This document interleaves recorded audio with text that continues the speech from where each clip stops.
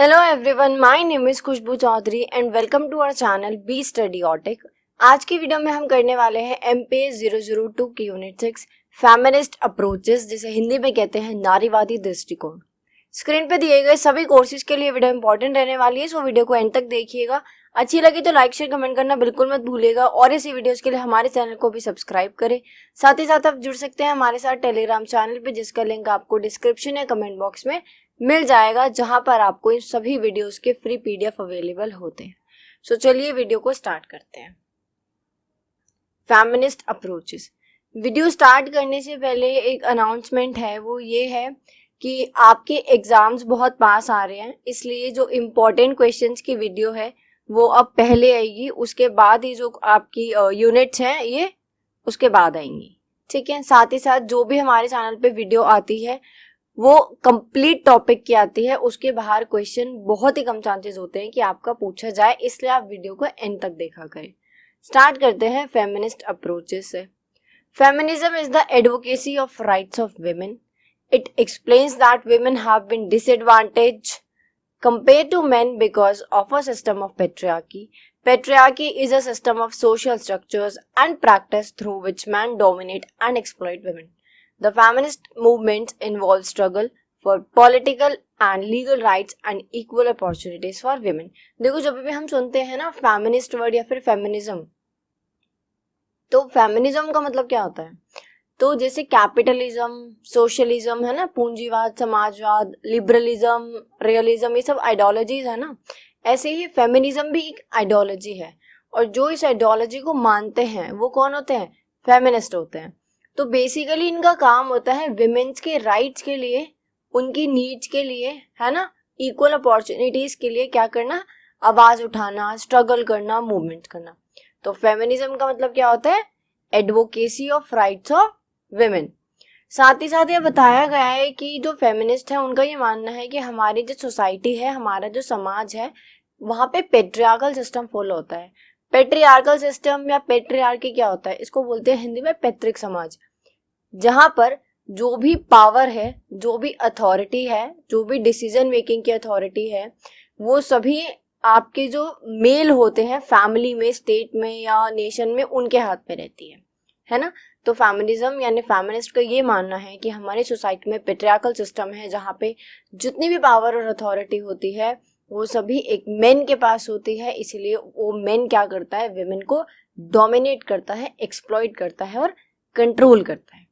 ठीक है, और इसीलिए जो फेमिनिस्ट मूवमेंट्स हैं, इनमें क्या होते हैं कि जो फेमिनिस्ट होती हैं वो स्ट्रगल करती हैं ताकि विमेन को इक्वल अपॉर्चुनिटीज प्रोवाइड कराई जाए और विमेन को पॉलिटिकल और लीगल राइट्स दिए जाएं। नेक्स्ट देखते हैं, patriarchy is a system of social and power relations where men dominate and control women. So patriarchy एक ऐसा सिस्टम है जहां पे मेन के हाथ में पावर होती है और उसी पावर को यूज करके वो विमेन को कंट्रोल करते हैं और उनको डोमिनेट करते हैं। और ये हर इंस्टीट्यूशन में प्रेजेंट है। ये शुरुआत होती है इसकी फैमिली से। आप देखो मोस्टली क्या होता है कि आपकी फैमिली में कोई मेन ही होता है जो हेड होता है।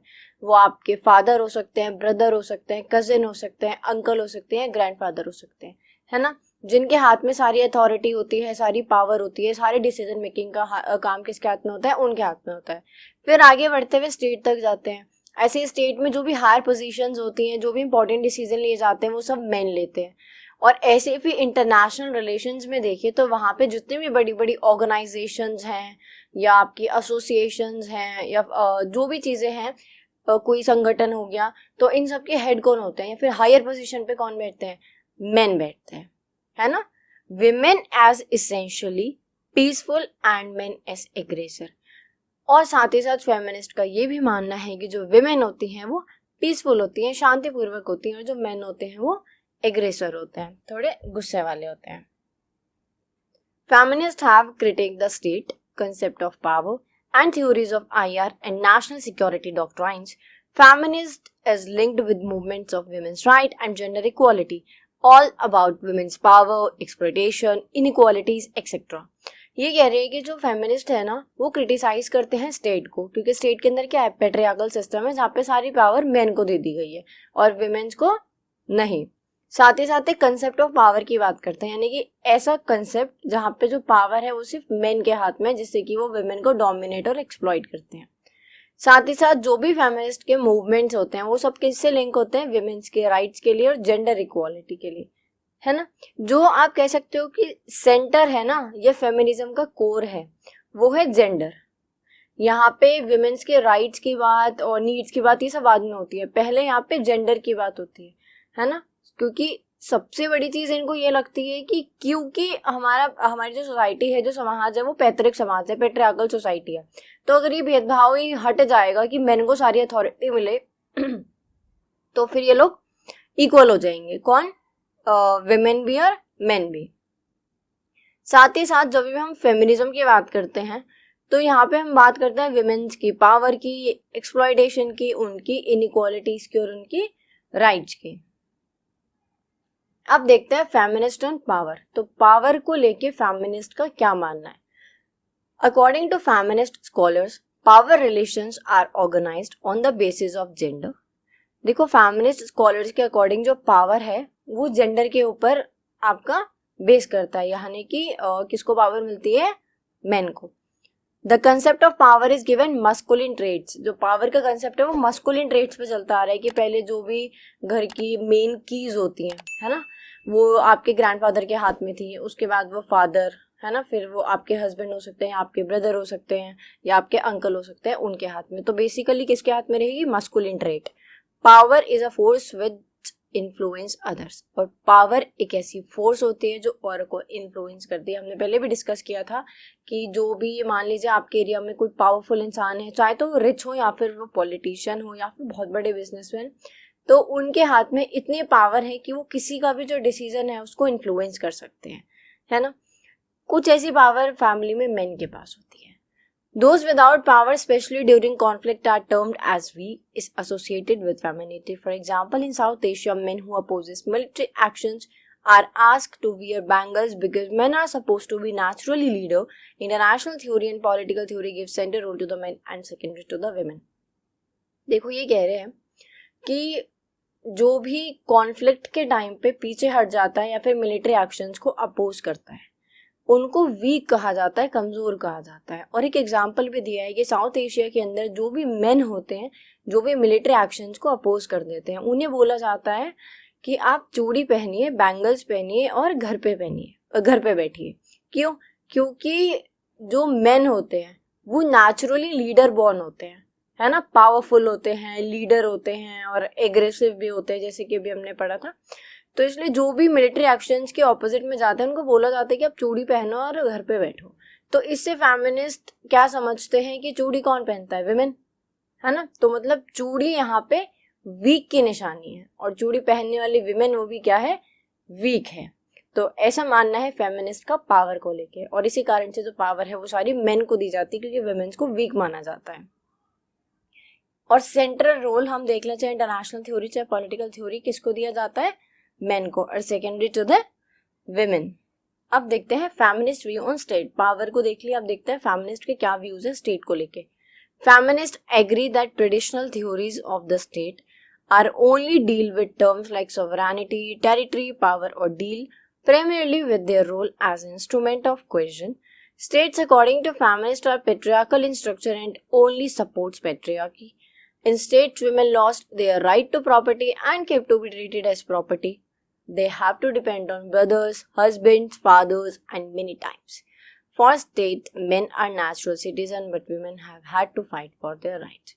देखो फेमिनिस्ट का ये मानना है कि क्योंकि हमारी सोसाइटी पेट्रियार्कल है और सारी पावर, सारी अथॉरिटी किसके हाथ में है, मेल के हाथ में है, तो इसलिए हमारा जो समाज है वो भी हमेशा किसका पक्ष लेता है, किसकी साइड लेता है, मेन की साइड लेता है, क्योंकि सारी अथॉरिटी कौन लेके बैठे हुए हैं, मेन। और यहाँ पे एक बात की गई है कि in states women loss their right to property. राज्यों में जो विमेन हैं वो अपने राइट टू प्रॉपर्टी तो खो रही हैं, लेकिन they came to be treated as property, लेकिन उन्हीं को एक प्रॉपर्टी की तरह इस्तेमाल किया जा रहा है। और जो भी विमेन्स होती हैं उनको डिपेंड रहना ही पड़ता है, या तो अपने ब्रदर के ऊपर, या हस्बैंड के ऊपर, या फादर के ऊपर, या फिर अंकल के ऊपर, या कोई फ्रेंड, मतलब कोई भी मस्कुलिन ट्रेट। और हम जो भी ये चीजें पढ़ रहे हैं वो हम फेमिनिस्ट व्यू से पढ़ रहे हैं। बट एक्चुअल देखा जाए तो अगर एग्जाम में पूछा जाता है कि फेमिनिज्म को आपको डिफाइन करना है, साथ साथ में कुछ अपने भी व्यूज देने हैं, तो अपने व्यूज में आप ये लिख सकते हैं कि अगर हम स्पेशली इंडिया की बात करें तो इंडिया के अंदर बहुत हद तक ये चीज़ें हमें नहीं देखने को मिलती हैं। सबसे बड़ा एग्जाम्पल ये है कि हम स्पोर्ट्स के अंदर देख लें तो विमेन जो हैं, गर्ल्स बहुत आगे हैं। हमारे देश की प्रेसिडेंट जो कि फर्स्ट सिटीजन होते हैं वो भी एक विमेन है ना। बाकी टीचिंग में, डॉक्टर में देख सकते हैं आप, और नर्सिंग में देख सकते हैं, पुलिसिंग, आर्मी, हर जगह आपको विमेन देखने को मिल जाती हैं। For state men are natural citizen, जो स्टेट है उसके लिए मेन नेचुरल सिटीजन होते हैं, लेकिन विमेन्स को अपने राइट के लिए भी लड़ना पड़ता है। और हमने पहले भी एक वीडियो में डिस्कस किया था कि विमेन्स को राइट टू वोट नहीं था। पहले के टाइम में किसको बस वोट देने का अधिकार था? जो रिच लोग थे, काफी अमीर थे, दूसरा जो पढ़े लिखे थे, और तीसरा जो अपर क्लास के लोग थे या अपर कास्ट के लोग थे, है ना। और किन तीन लोगों को वोट देने का अधिकार नहीं था? दलित को, विमेन को और अनएजुकेटेड लोगों को। लेकिन धीरे धीरे इन्हें भी स्ट्रगल करने के बाद मिल गया। The women got right to vote only after long struggle via the women's movement. अब स्टेट यहाँ पे दो कैटेगरीज में डिवाइड कर देती है, मेन और विमेन को। मेन के लिए जो जॉब रखी गई है वो है आर्मी और पुलिसिंग, और विमेन के लिए रखी गई है teacher, health worker and clerical support. ऐसा माना जाता है कि क्योंकि जो मेन होते हैं वो पावरफुल होते हैं, लीडर होते हैं, है ना, बहुत शक्तिमान होते हैं, तो उनको आर्मी और पुलिसिंग में जाना चाहिए। और जो विमेन्स होती हैं बहुत सॉफ्ट होती हैं, बहुत नाजुक होती हैं, तो उनको टीचिंग में या क्लेरिकल सपोर्ट या हेल्थ वर्कर में जाना चाहिए। Men gets job with high pay and salary, but women have to do struggle for their pay. Mens को बहुत आसानी से कोई भी कहीं भी जॉब मिल जाती है, सैलरी भी मिल जाती है अच्छी खासी, लेकिन विमेन्स को नहीं मिलती है। विमेन्स को उसके लिए भी बहुत ज्यादा स्ट्रगल करना पड़ता है। नेक्स्ट देखते हैं फेमिनिस्ट और नेशनलिज्म। पावर के ऊपर देख लिया, स्टेट के ऊपर देख लिया, अब देखते हैं नेशनलिज्म के ऊपर। So relation between women and nation is likely to be related with the relation of state and women. Nation और वुमेन का कुछ ऐसा ही रिलेशन है जो कि एक स्टेट और एक वुमेन का है। Feminist believe that women is important for nation but only to represent its culture, like we consider our nation as our mother and we represent our women in our traditional culture, bindi, sutra, ornaments. But nation not values women like they valued men. In this tradition, women are keepers of national culture, family tradition, indigenous relation. But in country like India, women also take part in anti-colonial movement. देखो, ये कह रहे हैं कि जैसा एक state का और एक विमेन का रिश्ता है ना, जहाँ पे पेट्रियार्की सिस्टम फॉलो किया जाता है, सेम ऐसे एक नेशन और एक स्टेट का रिश्ता है, विमेन का रिश्ता है। फर्क यहाँ पे सिर्फ इतना है कि नेशन में क्या होता है कि बात की जाए होल नेशन की, तो वहाँ पे विमेन को ना मदर कंसिडर किया जाता है कि हमारा देश हमारी माँ है, हमारी धरती हमारी माँ है। लेकिन वो सिर्फ दिखाने के लिए होता है, क्योंकि एक नेशन के लिए जो विमेन्स होती हैं वो सिर्फ नेशन के कल्चर की, फैमिली की, ट्रेडिशन की, है ना, इन सब की क्या होती हैं, कीपर्स होती हैं। तो जब भी हमें अपनी ब्यूटी दिखानी होती है, अपना ट्रेडिशन, अपना कल्चर रिप्रेजेंट करना होता है, तब हम वुमेन्स को आगे खड़ा कर देते हैं। कैसे कि साड़ी पहनती हैं, बिंदी लगाती हैं, है ना, सूत्रा पहनती हैं, ज्वेलरी पहनती हैं, ऑर्नामेंट्स पहनती हैं, ऐसे बस दिखाने के लिए। लेकिन जो एक्चुअल पावर होती है, जो अथॉरिटी होती है, वो सब किसके हाथ में होती है? अभी भी मेन के हाथ में। और एक नेशन वुमेन को ऐसे ट्रीट नहीं करता, वैल्यू नहीं करता जैसे कि वो मेन को करता है। लेकिन अगर हम बात करें इंडिया जैसी कंट्री की, अगर हम हमारे देश की बात करें, तो यहाँ पे जो एंटी कॉलोनियल मूवमेंट था उस तक में जो विमेन्स थी उन्होंने पार्टिसिपेट किया था। नेक्स्ट देखते हैं feminism, war and piece.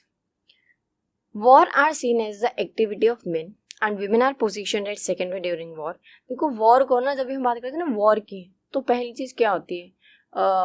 Weapons होते हैं, और वेपन्स किसने पकड़े हुए होते हैं? मेन ने, है ना। कभी हमारी इमेजिनेशन में ऐसा नहीं आता ना कि कोई विमेन खड़ी हुई है और उनके हाथ में वेपन है। तो जो वॉर है उसको मेन की एक्टिविटी के तौर पे देखा जाता है, लेकिन विमेन भी सेकेंडरी पोजीशन पे होती हैं। कैसे होती हैं? अब देखते हैं फेमिनिस्ट कैसे वॉर को देखती हैं। As a gendering activity, men and women suffer war, but as unequals they suffer unequally under the same oppressive system. Same ही पूरी सिचुएशन होती है वॉर की, लेकिन उसके बाद भी जो विमेन और जो मैन होते हैं उनको अलग अलग तरीके से सफर करना पड़ता है। कैसे करना पड़ता है? देखो, क्या होगा कि जब भी आपका मतलब मान लो कोई वॉर या कॉन्फ्लिक्ट चल रही है, तो आपके जो ऑपोजिशन में है ना, वो क्या करेंगे, अगर यहाँ से आप मेन गए हो तो वो क्या करेंगे, हद से हद मार देंगे, है ना। लेकिन एक ही चीज करेंगे ना, या तो गोली से मार देंगे या चाकू से मार देंगे, बम से उड़ा देंगे, कैसे भी करेंगे लेकिन सिर्फ मार देंगे। लेकिन विमेंस के साथ ऐसा नहीं होता है, उनको सिर्फ मारा नहीं जाता है। Violence against women increase during conflict situation, ऐसी सिचुएशंस के अंदर वुमेन्स को लेके जो वायलेंस है वो बहुत ज़्यादा बढ़ जाता है। कैसे, mass rape has been seen during wars, बहुत ज़्यादा हमें रेप देखने को मिलते हैं। They were separated from the family and children, जो वुमेन्स होते हैं उनको अपने उनके परिवार उनके बच्चों से दूर कर दिया जाता है।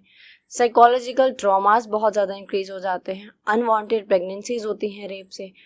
अबॉर्शन का जो रिस्क है वो हाई हो जाता है। साथ के साथ जो स्मॉल माइनर गर्ल्स होती हैं वो रेप करने के बाद या तो मर जाती हैं या फिर उनको मार दिया जाता है। इसके अलावा वुमेन्स को स्लेव भी बनाया जाता है ना। तो ये सारी चीज़ें हैं जो किसके साथ होती हैं, विमेन्स के साथ। लेकिन मेन के साथ सिर्फ क्या हुआ, उनको सिर्फ मार दिया गया। तो ये थे फेमिनिज्म के व्यू, स्टेट को लेके, पावर को लेके, नेशन को लेके, वॉर और पीस को लेके। आपका टॉपिक होता है कंप्लीट। आई होप आपने वीडियो पूरी देखी होगी और आपको अच्छी लगी होगी, आपको समझ आया होगा। मिलते हैं अगली वीडियो में। Till then be study your take.